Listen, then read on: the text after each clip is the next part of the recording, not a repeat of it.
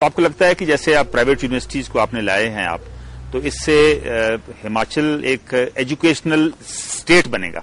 मैं निश्चित तौर पे, जैसे मैंने आपको अभी आंकड़ा दिया, 11,944 स्टूडेंट कुल पढ़ रहे हैं, जो 6,500 से ज्यादा हिमाचल के यहाँ पढ़ रहे हैं। सेंटर ऑफ एक्सीलेंस का भी मैं बताना चाहूंगा कि ESI मेडिकल कॉलेज हम मंडी में खोल रहे हैं, IIT खुल गया है, IIIT हमारा मंजूर हो गया है, और fashion technology institute north India का सबसे पहला गवर्नमेंट सेक्टर में हम लाए 2008 में। और वो कांगड़ा में मैं पीछे जब गया उसमें, तो मैं देख के हैरानी हुई, मुंबई, चेन्नई, हैदराबाद, कर्नाटक के बच्चे आके वहां इंटरव्यू दे रहे थे, एडमिशन में पढ़ रहे हैं वहां का। कोई आपका जाए देखे वहां पे कि किस तरह से नेशनल लेवल का इंस्टीट्यूट बन गया है। सेंट्रल यूनिवर्सिटी यहां खुली है। तो हायर एजुकेशन के इतने इंस्टीट्यूशन स्टेट में अब आ गए हैं जी, तो एम्प्लॉयमेंट अपॉर्चुनिटीज कैसे जनरेट होंगी? हम जितना पॉसिबल गवर्नमेंट सेक्टर में वो तो कर ही रहे हैं, लेकिन इन इंस्टीट्यूट में इटसेल्फ भी एम्प्लॉयमेंट के स्कोप बड़ा है। तो एक जैसे साइलेंट रेवोल्यूशन आ रही है, हिमाचल का टोटल चेंज हो रहा है फेस इसके माध्यम से। और इस कारण से हमारी पर कैपिटा इनकम जो 43,000 से वो बढ़ के 73,000 हो गई है। ग्रॉस स्टेट डोमेस्टिक प्रोडक्ट जो 32,000 करोड़ था वो 63,000 करोड़ हो गया। तो ओवरऑल इस एक्टिविटी का इम्पैक्ट सब जगह आ रहा है। जी, यहां हम लेंगे एक छोटा सा ब्रेक के बाद हम हिमाचल प्रदेश के मुख्यमंत्री प्रोफेसर प्रेम कुमार धूमल से ऐसे ही बातचीत जारी रखेंगे।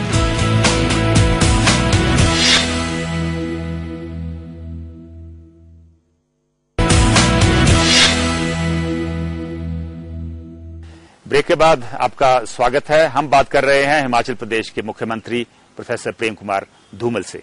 धूमल साहब, 2007 की इलेक्शंस में बीजेपी का वोटिंग शेयर जो है वो करीब 12% बढ़ा था जी। इसका श्रेय काफी हद तक आपको जाता है।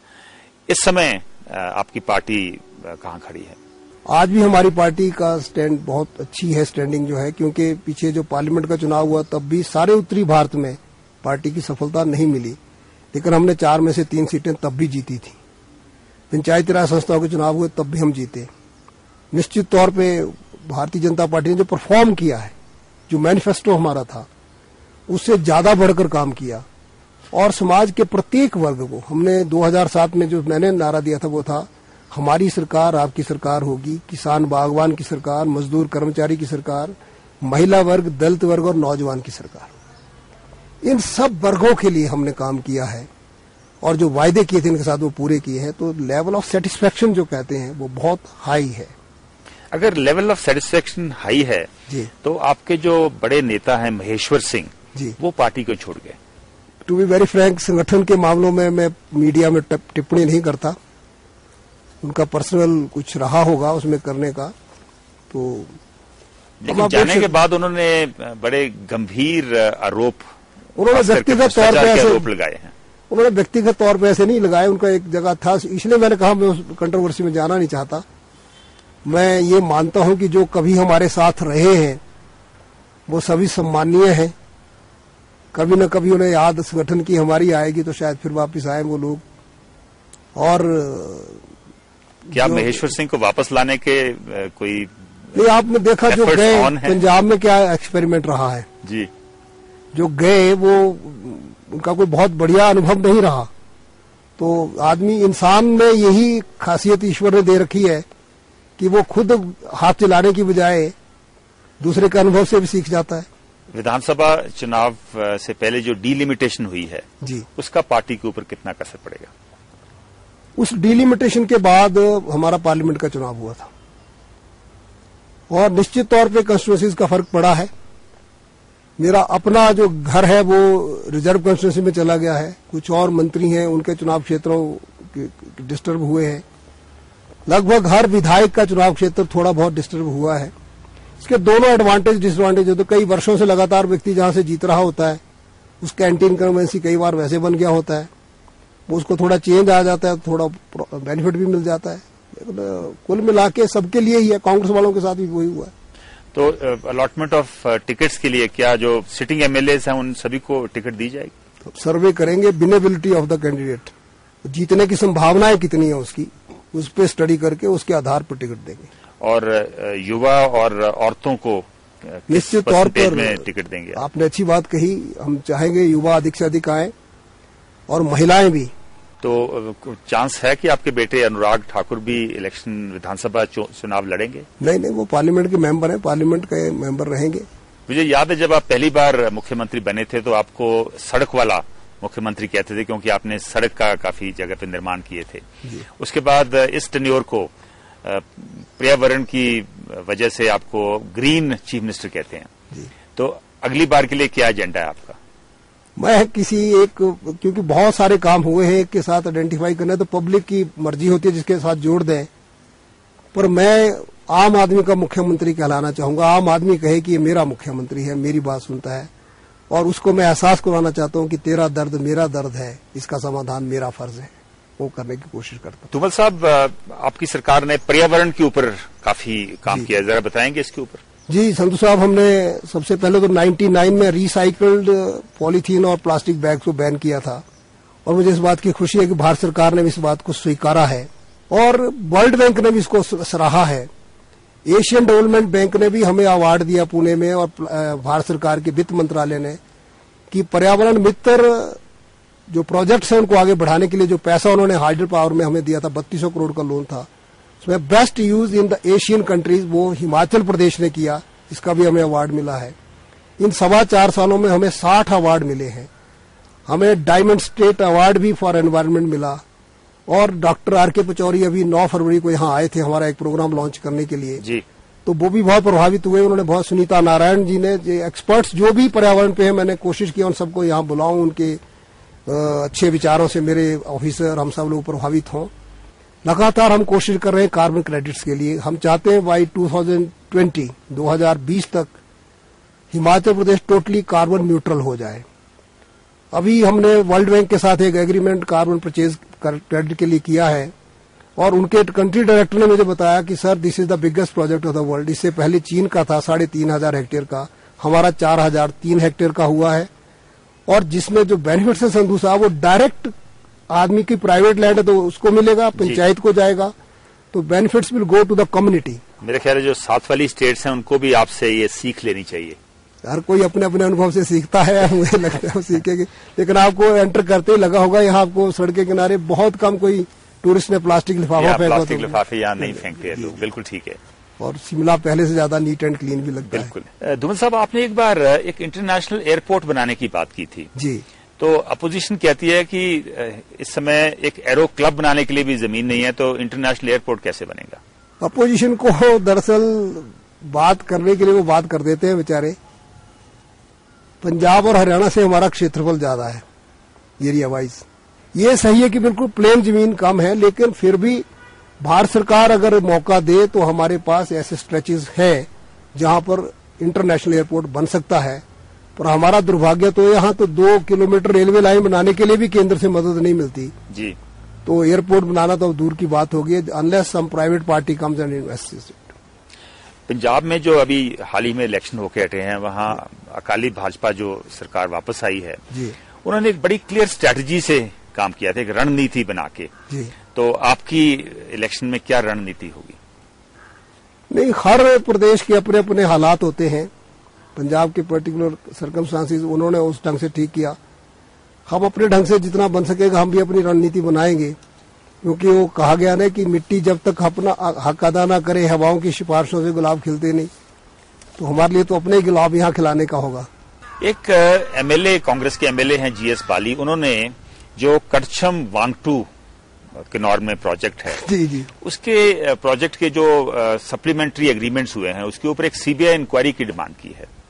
वो मसला क्या है? मैंने उन्हें विधानसभा में कहा था, मैं क्या तुम अपनी पार्टी के झगड़े हमारे थ्रू क्यों सॉल्व करवाना चाहते हो? वो प्रोजेक्ट अगस्त 1993 में जब यहाँ पे राष्ट्रपति शासन था, श्री गुलशेर अहमद यहाँ के राज्यपाल थे, उसमें उस पार्टी को अलॉट हुआ जी। हमारे कार्यकाल में 99 में वो 900 मेगावाट से बढ़ाकर हमने उसको 1000 मेगावाट का करवाया। और जो इम्प्लीमेंटेशन एग्रीमेंट उस टाइम हुआ उसमें हमने कहा था कि आप इसको 18 नवंबर 2009 तक तैयार करेंगे। अब उसके बाद गवर्नमेंट चेंज हो गई, कांग्रेस ने 19 को वोटिंग हुई और 20 तारीख को कांग्रेस गवर्नमेंट ने उनके साथ सप्लीमेंट्री एग्रीमेंट साइन किया। कोई पेनल्टी लगाए बगैर उसको 18 नवंबर 2011 तक कंप्लीट करने की इजाजत दे दी। 2 साल का पीरियड दे दिया। तो एक कंसेशन कांग्रेस गवर्नमेंट ने उन्हें दी थी, और आपने ठीक कहा, बाली साहब इसको कह रहे हैं सीबीआई से जांच तो तब कराए कोई चीज क्लियर ना हो। तो क्लियर है कि सप्लीमेंट्री एग्रीमेंट साइन हुआ, उसमें उसको कंसेशन दी गई। वैसे अब पावर सिचुएशन की क्या पोजीशन है? गर्मियों में तो हम सरप्लस होते हैं जी। 2015 तक हम 12,000 से ज्यादा मेगावाट बिजली तैयार कर रहे होंगे। 2017 में 15,000 मेगावाट हो जाएगी, और 2020 तक 23,000 मेगावाट जो आइडेंटिफाइड है सारी हार्नेस हो जाएगी। जो अभी सुप्रीम कोर्ट ने फैसला दिया है भाखड़ा के ऊपर, जी जी, वो आपको लगता है जल्दी इंप्लीमेंट हो जाएगा? क्योंकि शायद उसमें पंजाब ने अपील फाइल की हुई थी, रिव्यू पिटीशन फाइल की थी। हमारे साथ अन्याय तो पड़ोसियों तो करना ही था, लेकिन हमारे साथ केंद्र ने भी अन्याय किया। पंजाब रीऑर्गेनाइजेशन एक्ट 1966 के तहत ये तय हुआ था कि परिसंपत्तियां और देनदारियां, एसेट्स एंड लायबिलिटीज जो हैं, वो उस प्रपोर्शन में जिसमें आबादी पंजाब से दूसरे राज्यों में गई। हमारे यहाँ 7.19% आबादी आई थी, तो हमारा हिस्सा चंडीगढ़ में और इन प्रोजेक्ट्स में बनता था, हमें दोनों नहीं दिए गए। जून 1996 में ये मामला सुप्रीम कोर्ट में लेके गई सरकार।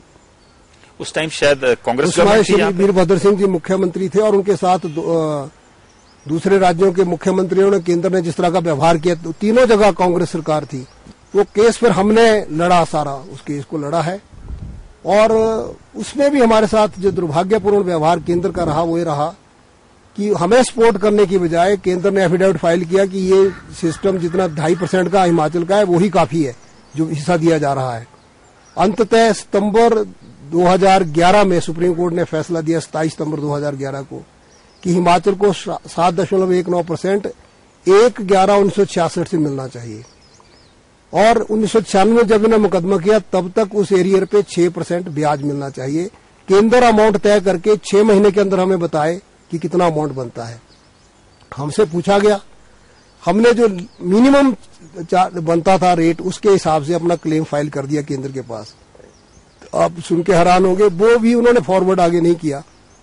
और इन द मीन टाइम जो आपने कहा कि पंजाब हरियाणा ने रिवीजन पिटीशन फाइल की थी, वो की, लेकिन सुप्रीम कोर्ट ने उसको भी बुरी तरह से डिसमिस किया है। 29 मार्च 2012 को डिसमिस कर दिया है।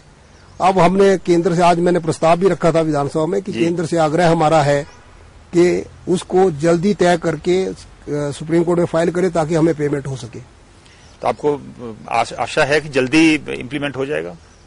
भारत सरकार अब भी अगर जाग जाए तो अच्छा रहेगा। धूमल साहब, पार्टी ने आपके नाम पर जी, अगर भाजपा दोबारा जीत के आती है तो मुख्यमंत्री बनने के लिए एक तरीके की मोहर लगा दी है जी। तो आपके अगली टर्म के लिए क्या गोल्स होंगे अगर आप मुख्यमंत्री बनते हैं? गोल्स तो वो ही है, सड़क, शिक्षा, स्वास्थ्य, स्वरोजगार, स्वावलंबन, स्वाभिमान। छोटा सा हिमाचल है, 68.5 लाख हमारी अब आबादी हुई है। पिछले साल टूरिस्ट ही 1,50,00,000 से ज्यादा यहाँ पे आया, 2.5 गुना से ज्यादा। तो कुल मिला के हमारा प्रयास ये कि हिमाचल छोटा है, इसलिए हम इसके एजुकेशन के और अन्य फैसिलिटीज बढ़िया दे सकते हैं। ह्यूमन डेवलपमेंट इंडिकेटर्स में हम टॉप के जो 3 राज्य हैं, केरल है, हिमाचल है और दिल्ली, हम 3 टॉप पे हैं।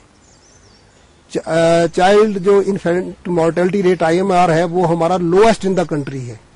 तो बहुत अच्छे आयाम तक। मैं बार बार कहता हूं अपने मित्रों को कि केवल पहाड़ के शिखर पर चढ़ना मुश्किल नहीं होता, शिखर पर बने रहना ज्यादा मुश्किल होता है। हमारा प्रयास रहेगा हिमाचल सबसे ऊपर रहे, सबसे अच्छा रहे, यहाँ का हर नागरिक स्वस्थ, अच्छा पढ़ा लिखा हो, और उसके अनुसार केवल मेरा हिमाचल नहीं, फिर मेरे सारे देश के लोग अच्छे हों। ये हमारा प्रयास लगातार रहेगा। धूमल साहब, हमसे बात करने के लिए बहुत बहुत धन्यवाद। Thank you. ये थे हिमाचल प्रदेश के मुख्यमंत्री प्रोफेसर प्रेम कुमार धूमल। वो विधानसभा चुनाव को लेकर काफी तैयार नजर आ रहे हैं। उनको आशा है कि उनकी पार्टी एक बार फिर बाजी मारेगी और वो तीसरी बार हिमाचल प्रदेश के मुख्यमंत्री बन पाएंगे। लेकिन उनके सामने कई चुनौतियां हैं। चुनौतियों को पार करने के लिए, उनका सामना करने के लिए वो क्या रणनीति बनाएंगे, ये तो आने वाला समय ही बताएगा। आज के शो में बस इतना ही। नमस्कार, सत श्री अकाल, खुदा हाफिज।